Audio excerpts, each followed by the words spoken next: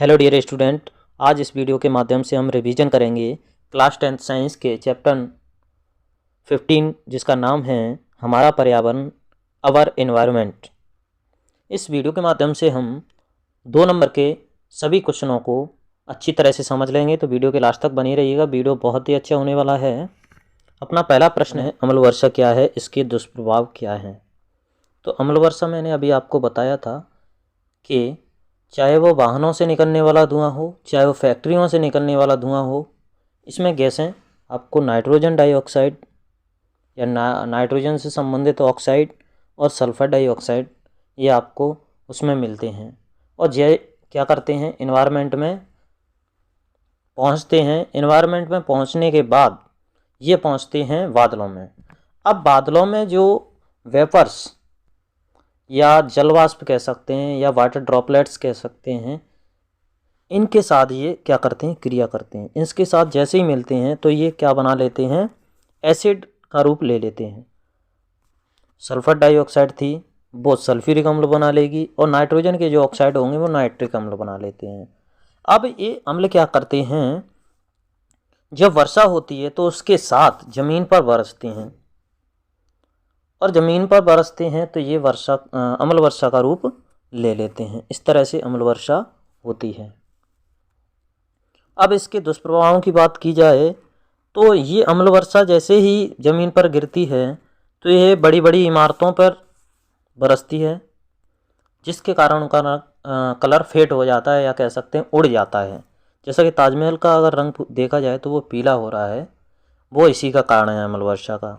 Next, जैसे ये जल संसाधनों यानी नदी हो या तालाब हो या झील हो, वहाँ पर ये अम्ल वर्षा पहुँचती है यानी बारिश होती है तो उसको भी दूषित कर देती है, उसको पॉल्यूटेड कर देती है। नेक्स्ट, इससे कैंसर तथा त्वचा संबंधी रोग भी होते हैं।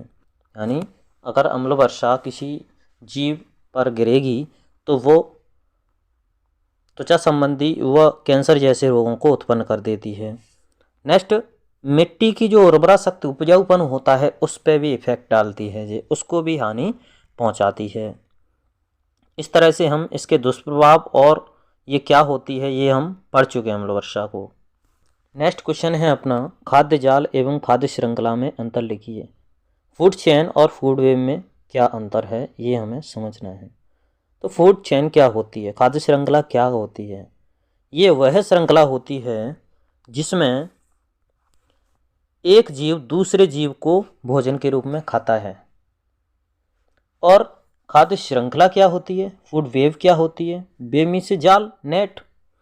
तो बहुत सारी फूड चेन्स मिलकर के एक जाल जैसी संरचना बनाती हैं जिसे खाद्य जाल या फूड वेव कहा जाता है। ये अपना पहला पॉइंट क्लियर है। नेक्स्ट, जो फूड चेन होती है, खाद्य श्रृंखला होती है, उसमें जीवों की संख्या, जितने भी जीव होंगे उनकी संख्या सीमित होती है। अब अगर खाद्य श्रृंखला की बात करें तो ये तो नेट की तरह अभी मैंने बताया था, तो नेट में तो बहुत सारे जीव मिलेंगे, तो इसमें जो जीव होंगे या जीवों की संख्या है वो बहुत होती है। नेक्स्ट, जो खाद्य श्रृंखला है या फूड चेन है वो एक सरल प्रक्रिया होती है, एक से दूसरा, दूसरे से तीसरा। लेकिन जो फूड वेव होती है, खाद्य जाल होता है, वो एक जटिल प्रक्रिया होती है, एक दूसरे से इंटरकनेक्ट होते हैं और काफ़ी इसमें इकोसिस्टम की बात करें तो इकोसिस्टम में बहुत सारी फूड चेन्स मिलती हैं। जैसे आप बात करें तो पॉन्ड्स वाली हो या डेजर्ट वाली हो या एक्वाटिक हो या ग्रासलैंड वाला हो, ये सारी फूड चेन्स इसमें मिलती हैं, तो ये जटिल प्रक्रिया होती है। नेक्स्ट, अगर फूड चेन की बात करें तो इसमें प्रोड्यूसर, कंज्यूमर और डिकम्पोजर ये भाग लेते हैं। क्लियर, यानी उत्पादक, उपभोक्ता और अपघटक भाग लेते हैं। लेकिन इसकी बात करें तो इसमें बहुत सारे उपभोक्ता भी भाग लेंगे, अपघटक भी भाग लेंगे और उत्पादक भी भाग लेंगे,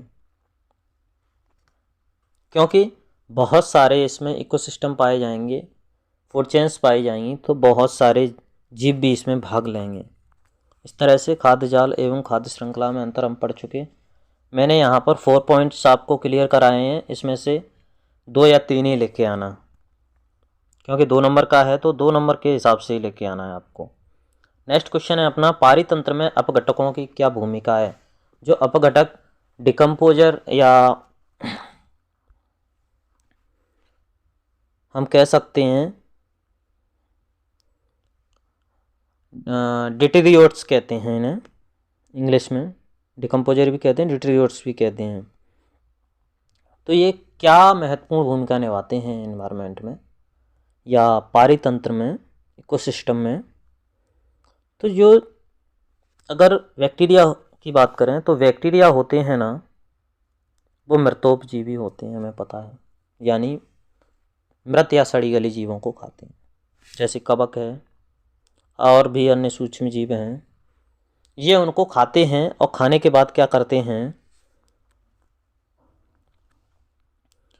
जटिल यानी कॉम्प्लेक्स जो कार्बनिक कंपाउंड होंगे, कार्बनिक पदार्थ होंगे या कार्बनिक यौगिक होंगे, उनको सरल बना देते हैं, यानी उसको छोटे छोटे टुकड़ों में कन्वर्ट कर देते हैं और उससे मिट्टी में मिला दिया जाता है। मिट्टी में मिला देने के बाद पौधा अपना अवशोषण कर लेता है, यानी जो आपके अकार्बनिक पदार्थ थे उनको किसके लिए ज़रूरत होती है, पौधे के लिए। ग्रीन हाउस प्रभाव क्या है, ग्रीन हाउस इफेक्ट किसे कहते हैं, ये अपना क्वेश्चन है। ग्रीन हाउस प्रभाव को अगर हमें समझना है तो समझ लीजिए कि वायुमंडल में अगर CO2 की मात्रा बढ़ जाती है तो ये किसका कारण बनता है, ग्रीन हाउस प्रभाव का। जो सूर्य से आने वाली जो किरणें होती हैं उनको, जो मैंने अभी बताया था कि ओजोन लेयर क्या करती है, एब्जॉर्ब करने का काम करती है। बाकी कुछ प्रकाश अगर पृथ्वी पर आ जाता है तो वो हीट जनरेट करता है।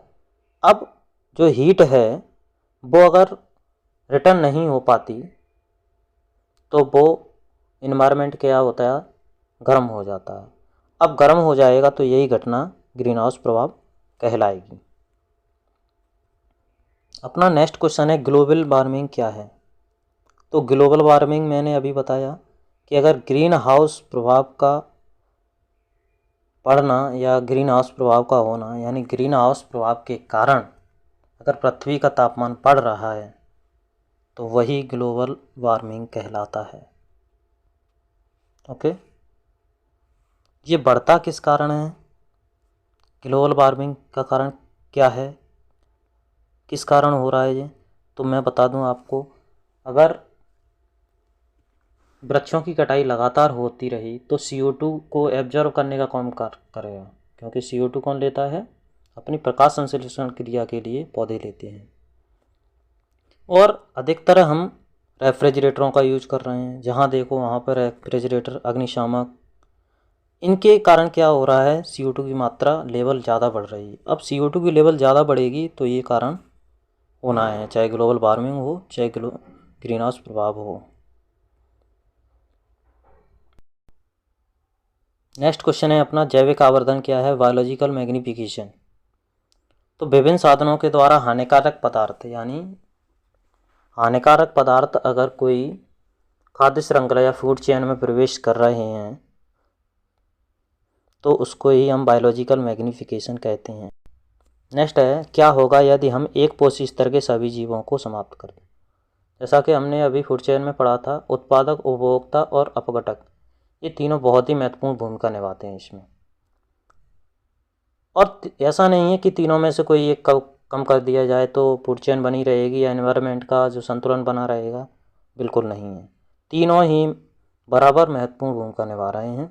अगर हम किसी भी एक पोषी स्तर को हटा देते हैं तो अन्य जो पोषी स्तर है वो क्या होगा, संकटमय हो जाएगा, यानी उसको परेशानी होगी, वो सही से काम नहीं कर पाएगा। मान लीजिए हम प्रथम स्तर उस उत्पादक को हटा दें तो बाकी उपभोक्ता कहाँ से भोजन करेंगे, अगर उपभोक्ता नहीं करेंगे तो अपघटक कहाँ से करेंगे। इस तरह से संतुलन बिगड़ जाएगा और खाद्य श्रृंखला तो टूटना ही है।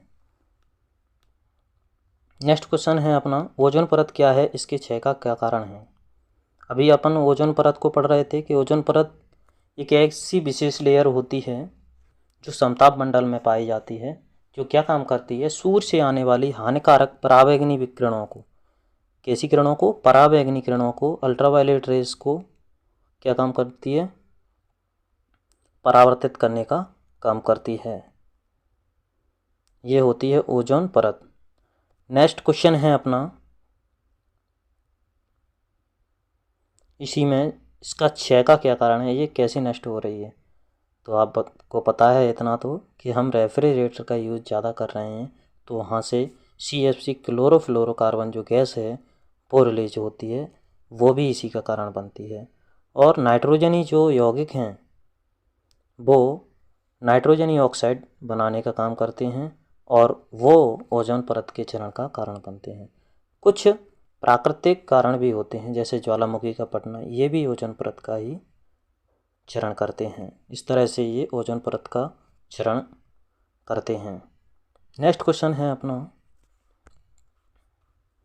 ओजोन छिद्र चिंता का कारण क्यों है।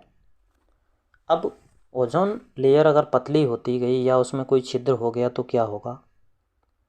अरे अभी तो बात कर रहे थे कि अगर पराबैंगनी विकिरणें अवशोषित करती है ये, या रिफ्लेक्ट करती है, हमारे यहाँ आने नहीं देती है, तो ये आने लगेंगी पराबैंगनी किरणें, और पराबैंगनी किरणें आने लगेंगी तो हमें कैंसर या त्वचा संबंधी रोग ज़्यादा होंगे, पेड़ पौधे जीव जंतु सभी के लिए हानिकारक होगी, इसका सीधा इफेक्ट पड़ेगा हम पर। तो इस तरह से ये हमारे लिए चिंता का विषय है। इस तरह से हम अपने टोटल बायोलॉजी के चैप्टरों को इस वीडियो के माध्यम से, बाकी मैंने अन्य वीडियो भी आपको बायोलॉजी पोर्शन की कंप्लीट कराई हैं चैप्टर वाइज, उनको रिवीजन कर लें और बोर्ड एग्जाम में बहुत अच्छे अंक हासिल करें। अगर वीडियो अच्छा लगा हो तो वीडियो को लाइक करें, चैनल को सब्सक्राइब करना ना भूलें। Thank you. जय हिंद, जय भारत।